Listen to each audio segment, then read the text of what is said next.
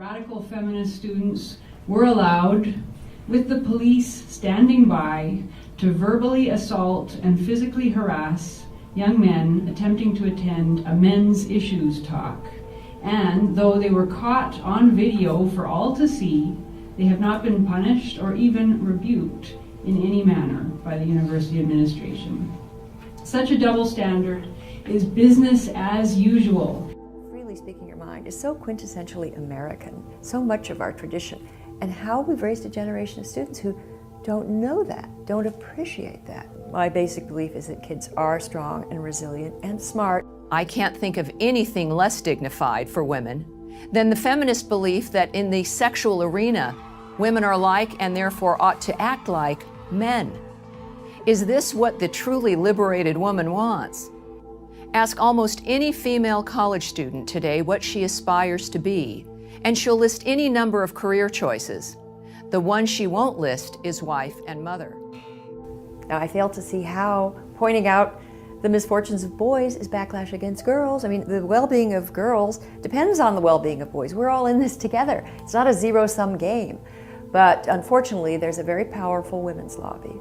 And they are enthralled to a style of feminism that was popular in the 70s, and they've never given it up. So no matter how much progress women make, they're still talking about women being an oppressed class and subordinate. Feminism has downplayed the desire for women to have a family, while at the same time hyping the rewards of career and casual sex. Not exactly a recipe for success or happiness. How did this happen? Because feminism began to advocate that women should behave like men. Whatever men did and however they did it, that's what women should do. Feminists were angry at men, but they wanted to be like them at the same time.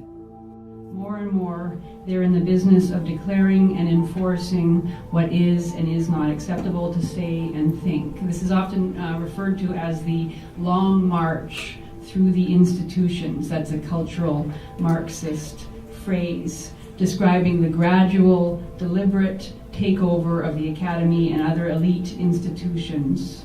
I feel that we've just raised a whole generation of kids who are kind of in a moral fog. And again, it's misguided tolerance. And it's a kind of the tyranny of niceness. People think, well, I'll be nice, but being too nice, being nice in the face of depravity is the opposite of nice. It's being tolerant of callousness and cruelty.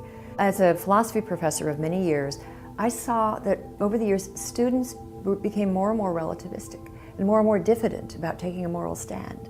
And ethics professors will talk about this. They'll sort of exchange horror stories about something you'll propose to a class to try to get them confidently to, to speak against it. And in some classes, I found it to be impossible.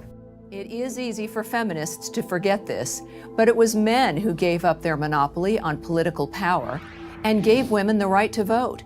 Men who invented birth control, the refrigerator, the washing machine, and so many other devices that liberated women.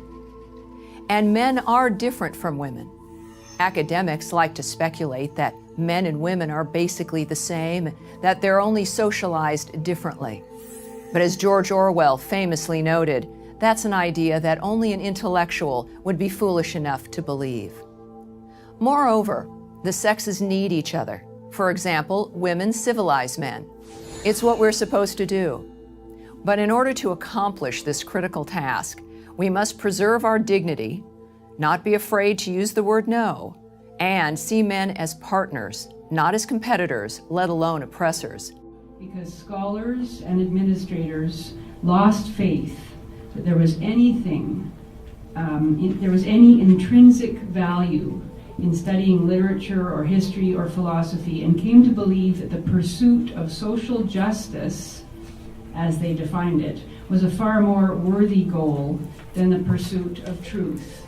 And the way was paved for the transformation of the university from an institution that was at least ostensibly committed to knowledge to one overtly dedicated to social engineering and correct belief. And you can find evidence for this commitment at any university website and the kinds of things they say to promote themselves. And the result is a totalitarianism not of the jackboot, but of the rainbow flag, the sweetgrass ceremony, and the women-only safe space. Because all we read for the semester was criticism and critiques about how Shakespeare was a misogynist, D.H. Lawrence was a misogynist, I think Ibsen was thrown in there. All the classics were somehow bad men in the way they portrayed women. I remember being in the discussion as we were trying to deconstruct the classics. By the way, did you have to take this course? Yes, I had to take it because At if I wanted, Georgetown, Catholic University? Oh yeah, if I wanted to be an honors, graduate with honors English major, I had to take it. There was 2 seminars they offered, one in the fall and one in the spring. So we sat around, and I remember looking at the professor, and I said, you know, I'm sorry, I just don't think Shakespeare was trying to, you know, throw gasoline on women. He gave women voices. Macbeth, Lady Macbeth, Juliet.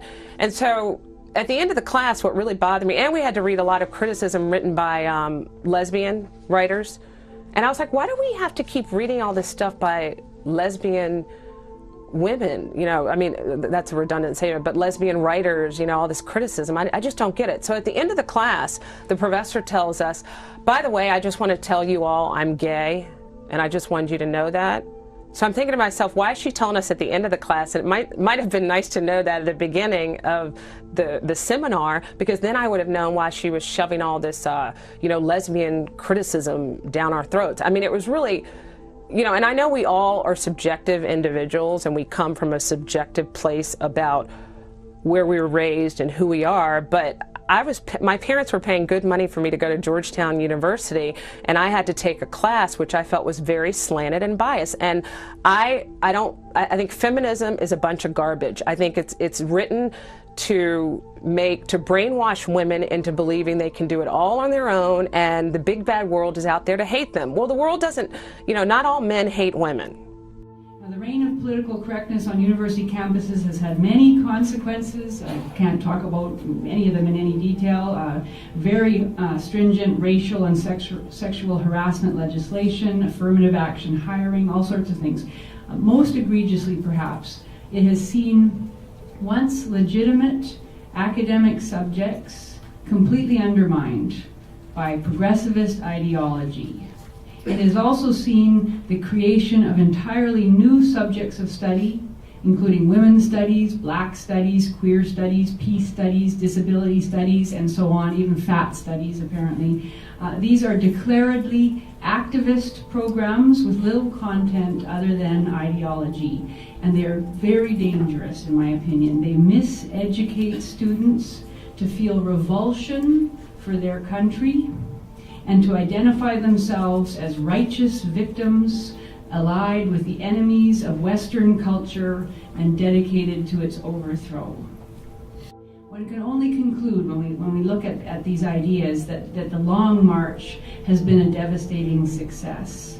Even if a counter march could be launched, and this is very doubtful in that conservative and free-thinking intellectuals just don't tend to conduct ruthless campaigns for intellectual dominance. We're looking at a decades-long struggle to return integrity to our universities with certainly no sure victory.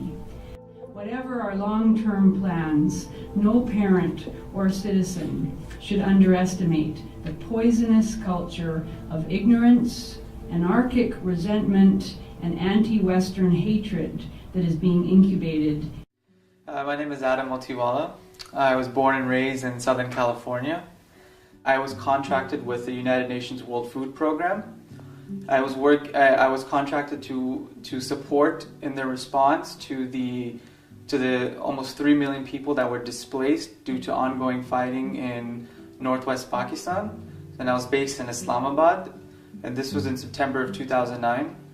It's still hard to come to terms that someone tried to kill me because I was working in a certain office, because I was trying to do certain work, because I was representing a certain cause.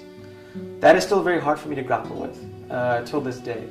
On October 5th, 2009, it was a Monday. I had the case of the Mondays. I was like, oh, the week just started. When there was an explosion.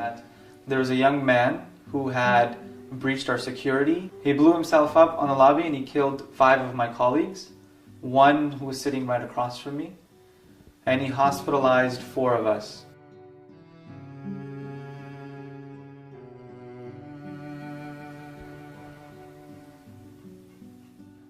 And there was this loud noise that I've never heard before.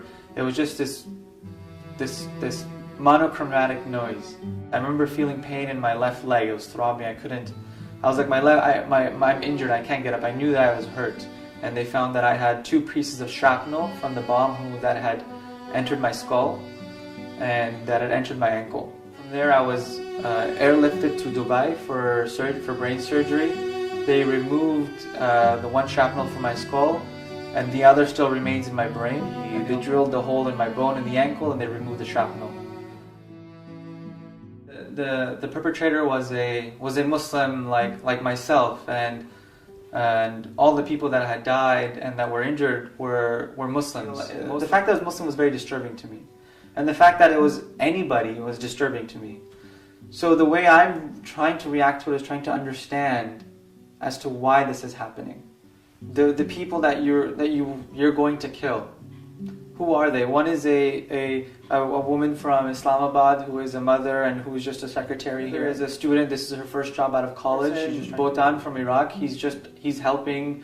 He's doing his job. He's just here for a month. He just had a baby. The other person was just an accountant. I'd be like, you're going to kill these people. Is this what you really want to do? Is this what glory is to you? Is to kill these people? You have your own extremist agenda, your own political motivations, and you're distorting the whole faith of Islam, and you're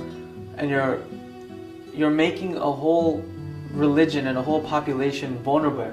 You've done no benefit for Islam, for yourself, or for anybody. And you've taken an immutable principle from Islam, a clear principle that says if you were to kill one person, if you were to take a life of an innocent person, it's as if you killed the entire humanity. You killed all of mankind. We have to work at trying to preventing those people that can be lured into the rhetoric of the binary terms, the black and white worldview that certain people spread.